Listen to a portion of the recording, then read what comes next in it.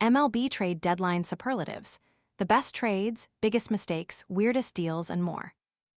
Now that you've had time to digest how your favorite team did at the trade deadline and have gotten through all the emotions surrounding those deals, or non-deals, it's time to look at which teams did the best, which teams did the worst, and everything in between.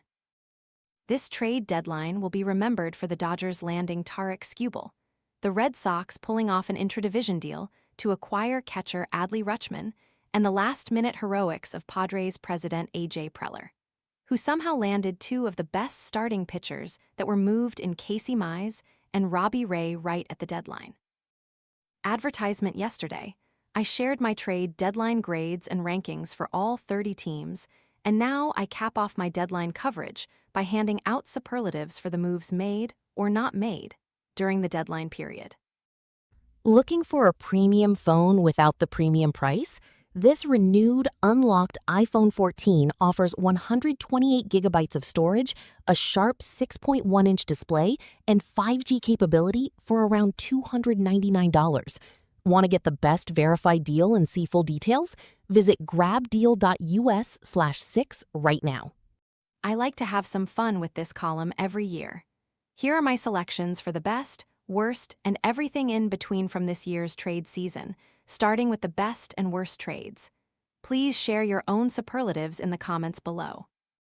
Best trade: Los Angeles Dodgers acquire LHP Tarik Skubal from the Detroit Tigers for of Zyhir Hope and RHP's River Ryan and Brady Smith without question. The Dodgers landing Skubal earns the biggest praise. Somehow they were able to close the deal on Saturday, 2 days before the deadline, and did so without giving up a fourth prospect. The Dodgers were heavy favorites to win their third straight title before the trade, and adding Skubal solidifies their position as the best team in baseball. On the other side of the deal, the Tigers also did well, landing a top prospect in Hope, who profiles as a future all-star with a plus power and speed combination, and Ryan, who, when healthy, should be able to slot into the middle of their rotation. They also added a young, high-upside arm in Smith for their development team to work with.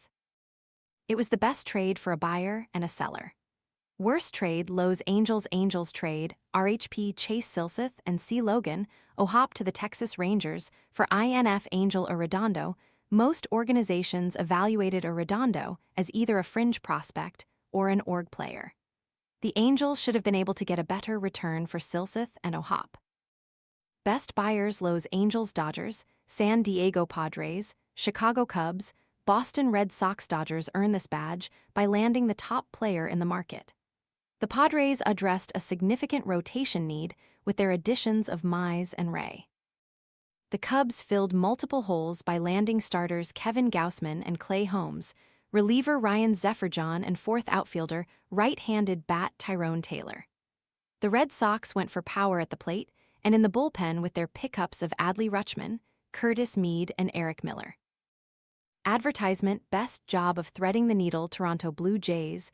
The Blue Jays were successful at both buying and selling, trading the expiring contracts of Gausman and Dalton Varsho for strong returns, and adding controllable starting pitching with the acquisitions of Jose Soriano and Spencer Urquidy. Their ability to find balance between buying and selling at the same time was impressive. Best sellers: San Francisco Giants, Detroit Tigers, Baltimore Orioles. As expected, the Tigers got strong returns for both Skubal and Mize, but the Giants were the most impressive sellers because they didn't have as much to sell and still ended up with 3 legitimate starting pitching prospects and 2 middle infielders with upside. The Orioles were also impressive thanks to the strong package they got from the Red Sox for Rutschman and the solid return from the Mariners for Taylor Ward. Best job of standing pat: Athletics. Despite being well out of the playoff race, the A's decided instead of selling to hold on to their controllable players as they continue to build the organization for their expected move to Las Vegas in 2028. Worst job of standing pat: Cincinnati Reds. The Reds didn't buy and didn't sell. They just punted. An organization that had so many needs at the major league level wasn't able to add anything to help this year's team nor improve it for future years. Weirdest trade: Miami Marlins trade of RHP Lake Bacher to the Pittsburgh Pirates for RHP Brandon Bidwa. INF Hyun Seung Lee and of Brian Sanchez Bacher was having a solid season for the Marlins, but they traded him for 3 players who all have less value than Bacher. For a team that's still contending, it was a puzzling decision. Biggest overpay: Boston Red Sox, dealing LHP Connolly early to the Washington Nationals. For INF, Curtis Meade early has less than 1 year of service time and profiles as a mid-rotation starter with many years in the big leagues ahead of him. Sometimes you have to overpay in trades to better your team, which is why this trade actually made sense for the Red Sox despite the overpay. It was just bad luck for Boston that Meade suffered an injury 2 plate appearances into his Red Sox career. Advertisement and, by the way, every team overpaid for right-handed power at this year's deadline. The Yankees gave up a haul for Heliot Ramos, the Guardians also overpaid in landing Joe Adell, and the Mariners traded a lot of talent in their pickup of Ward. Best position player traded: Adley Rutschman traded from the Orioles to the Red Sox. Rutschman was clearly the best position player moved. He should be a difference maker for Boston once he gets off the injured list. Traded from the Nationals to the Yankees, Garcia is one of only 2 players this year with at least 20 doubles, 5 triples, and 20 homers. The other is Cubs' Pete "Crow" Armstrong, who is the frontrunner for NL MVP right now. Best starting pitchers traded: quality starting pitching is a scarce commodity around the league, but several pitchers who will make an impact in their new teams' rotations were moved.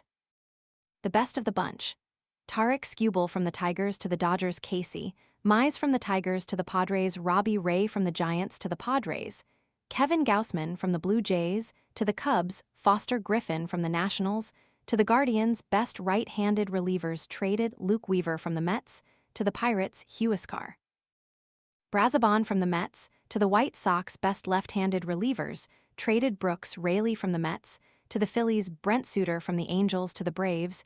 Raley had a 1.96 ERA in 45 appearances before the trade, and Suter provides a much different look for the Braves bullpen with his funky arm angle, delivery, pitch shapes, and velocity. Most underrated relievers traded: Ryan Zefferjon from the Angels to the Cubs, Caleb Killian from the Giants to the Phillies, Eric Miller from the Giants to the Red Sox. Best prospects traded: outfielder Zyhir Hope from the Dodgers to the Tigers, Skubal trade. Right-hander Anthony Anson from the Red Sox to the Orioles, Rutschman trade. Best reunion: Ben Rortvedt and the Los Angeles Dodgers. The Dodgers acquired catcher Rortvedt for the 3rd time in a year, landing him in a deal with the Mets. They acquired him in July 2025 from Tampa Bay in a 3-team deal, claimed him off waivers in February of this year, and then traded pitcher Chase McDermott to the Mets to land him again on Monday. With the Dodgers' primary catchers, Will Smith and Dalton Rushing, both dealing with injuries, LA brings back the 28-year-old, who has familiarity with much of the Dodgers' pitching staff. Best trade addition pairings: the Padres for landing starters Casey Mize and Robbie Ray, the Cubs for adding starters Kevin Gausman and Clay Holmes.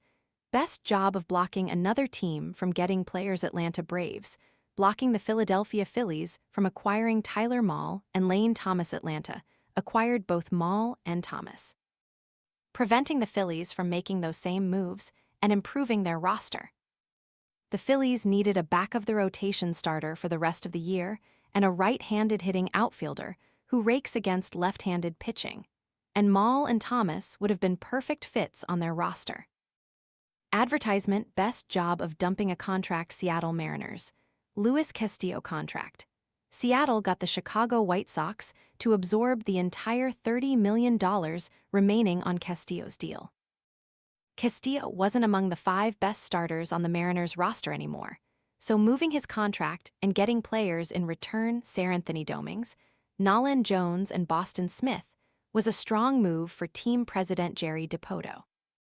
Best job of adding to a bullpen: the year after dumping an entire bullpen, Minnesota Twins. The Twins literally traded their entire bullpen last deadline, and this year turned around and rebuilt it, acquiring A.J. Minter, Tommy Nance, and Jeff Hoffman in separate deals. Best job of impersonating Harrison Ford in Raiders of the Lost Ark: A.J. Preller of the San Diego Padres. Preller watched all the other front offices twirl and swipe their swords all week, then just sighed, tilted his head, smiled, and took out a revolver and ended the duel with his last-minute Mize and Ray pickups. Player who should have been traded but wasn't Lewis Robert Jr. New York Mets with so many teams looking for right-handed hitting, it was bizarre to see him not traded. The team whose next move is to buy cases of Dom Perignon, Los Angeles Dodgers. They need to buy enough for the division, DS, LCS, and WS celebrations. But as we've learned, they can afford it. The fan bases that heard cricket's Cincinnati Reds and Athletics, neither team made any moves of note. The team that added quantity, but not enough quality, New York Mets, they did an excellent job bringing in a lot of young players, but only two are top prospects, Jefferson Rojas and Sammy Staffura. The trade: I wish we'd seen the Braves get LHP Trevor Rogers and the Orioles get RHP Owen Murphy.